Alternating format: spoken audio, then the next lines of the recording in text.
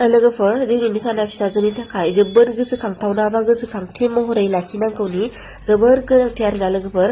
माने थांनाय बोसोरनि 2025 नि 11 मार्चआवनो फिसाजो गिबि स्कुलाव थांजेनदोंमोन बा नार्सारियाव फरायजेनदोंमोन आरो थिग बेबायदिनो दिनैनि जोबथा सान नार्सारियाबो 11 मार्च 2026 आवनो माने दिनै नार्सारिया बेना जोब्बाय आरोना लोगोफोर दा बिसोरो LKG आवसो थांसिगोन नालाय ओंखायनो दिनै जोबथा सान हिसाबै माने ओरैबायदि गोरोबफ्लेनाय मोनखादों आङो सारा माने 11 मिलायथारदों आरो ना ओमफ्राय दा बिदिनो क्लास नार्सारिया दिनै जोब्बाय बेनि मेम'रि हिसाबै जों मोननैसो फट' लाखिबाय लोगोफोरजोंबो दसे गेलेथोंसै होननानै जों माने लोगोनि सासे न'खराव थांबाय आरो दा ओमफ्राय बिदिनो दसे गेलेहोबाय आरो ना माने पार्टि दिनै बन्द'फोर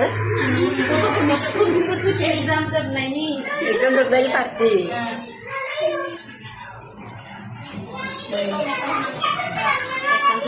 लकेल दाउ संगासिनो दालि संनायदों इथिं मा संगोन बाय गोथावनो ओमफ्राय बहा बेरायनो थांगोन दा नोंथांमोना जाहाथे बेरायनो न'आव थांगोन जादों र' बेरायनो न'आव थांगोन बेरायनो गयाव थानांगोन खोमा होमबा दुगैनो